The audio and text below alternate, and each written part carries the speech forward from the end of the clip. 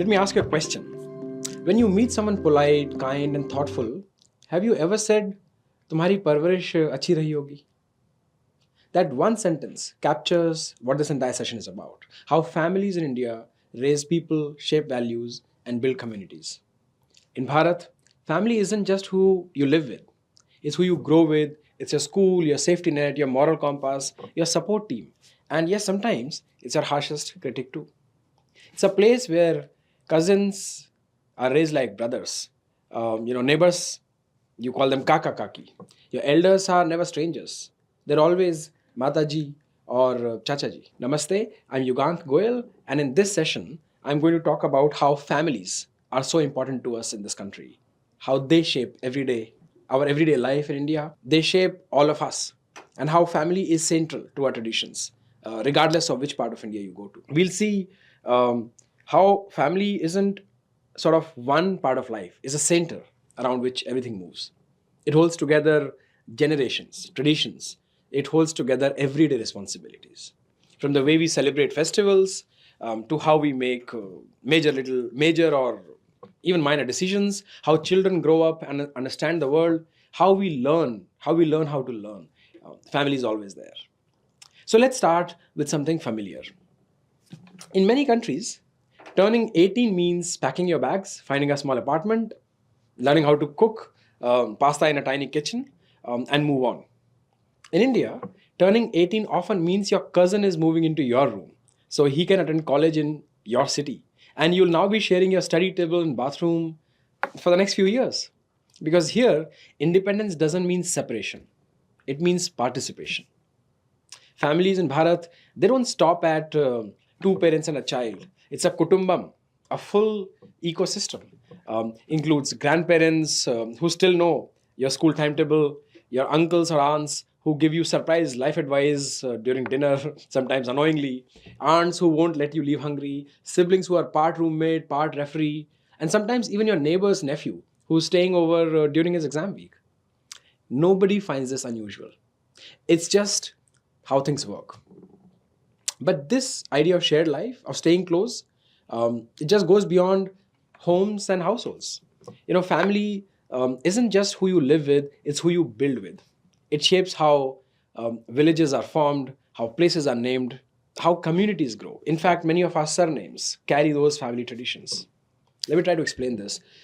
In many parts of India, when families expand and members move out to nearby lands, they often settle in close clusters. The original village remains and new one is born, not from the government plan or something, but the way families are spreading out. And here's where it gets really interesting. Instead of naming these new villages after geography or distance, people name them after relationships. And these names are real.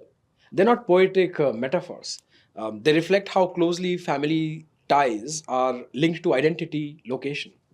A great example of this lives in Telangana. Two villages, for instance, Pedapalli and Chinonipalli. Pedapalli literally translates to big brother's village and Chinonipalli to younger brother's village.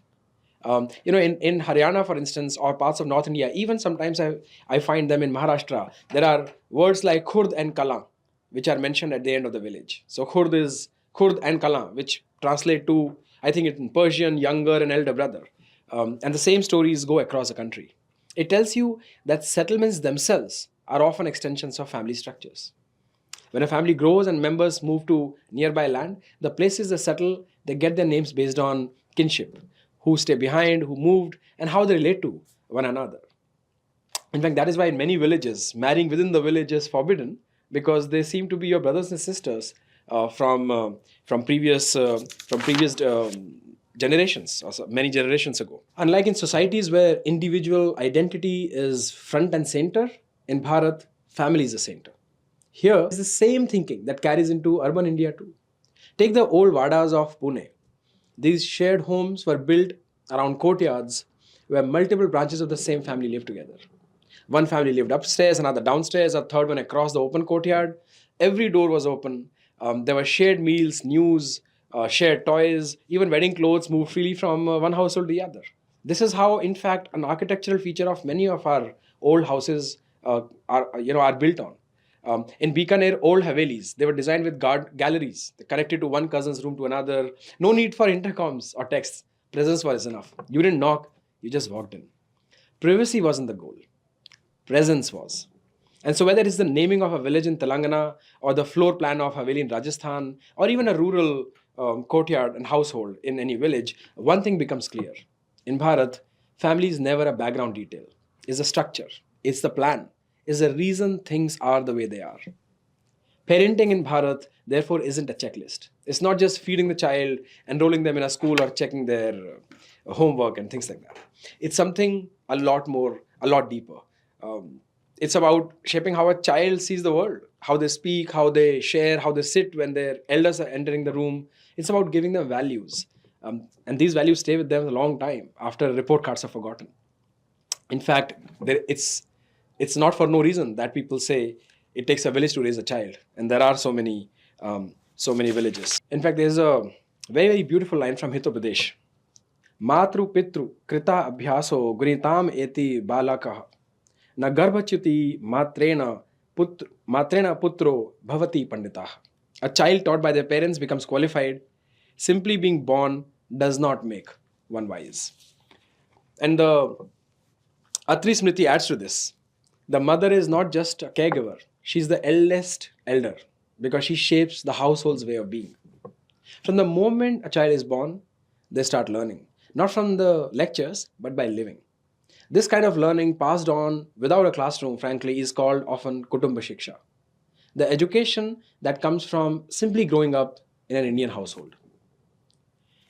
Picture this. A child wakes up and sees their mother lighting the lamp near the tulsi plant. Not a word is spoken, but the message is clear. Start your day with focus, with care. The father is, at the dining table, sorting through the electricity bill, grocery list, half-written check. The child watches quietly and sees responsibility in action.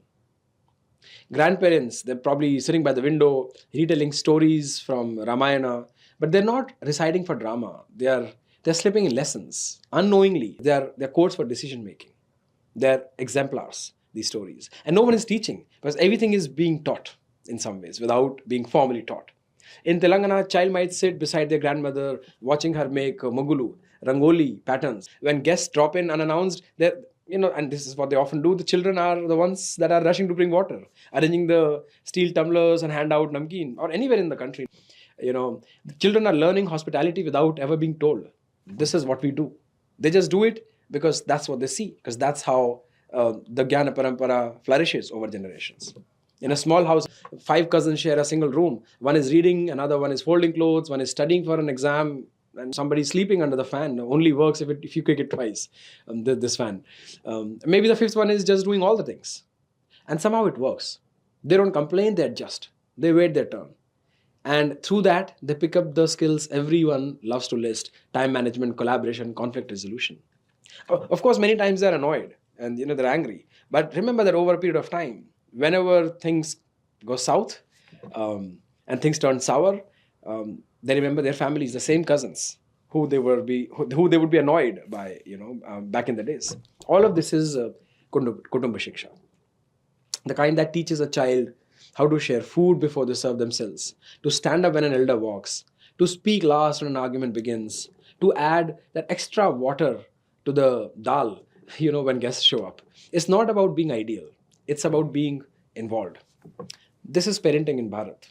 The values aren't delivered in long speeches or served with rotis. So through Kutumba Shiksha, a child learns 100 things without even realizing it. But alongside these everyday lessons, there are some bigger moments, milestones that aren't just remembered, they're marked, they're celebrated, supported. Moments where family, community, and tradition, they come together in full color. These are called sanskaras, and they guide a person's journey step by step from before birth. You've probably seen or been part of one of them, probably, or many of them. You just don't know that they had names. We will go through a few. We'll go through a few. Jatakaran, Annaprashan, Chudakaran, and Vidyaram. And the further sections, you'll see what they mean. These sanskaras are every step of life. When you're born, when you begin, when you grow, when you marry, when you depart, someone's hand is always on your shoulder. At some level, this is the beauty, that these are collective exercises. You can see that in action in India. And no one really pauses to think or even notice it, because care isn't something limited to one household. Whether you are related by blood or you're not, it really doesn't matter. If you're part of someone's life, you're part of their care circle. That's how it is. Some your friends, Chacha ji is also your Chacha ji. And here's the thing: different regions might do things differently. Some places involve panchayat and family occasions. Others rely on tight knit mohallas. Some communities gather around temples. Other maybe gathering around harvests. But the core idea is the same: life is lived together, not alone, not like separate units. And let's be honest, in today's world we are told that growing up means becoming independent, doing things on your own, setting boundaries, owning your space, standing apart. But in Bharat, growing up doesn't mean standing apart. It means learning how to stand together, even while being independent.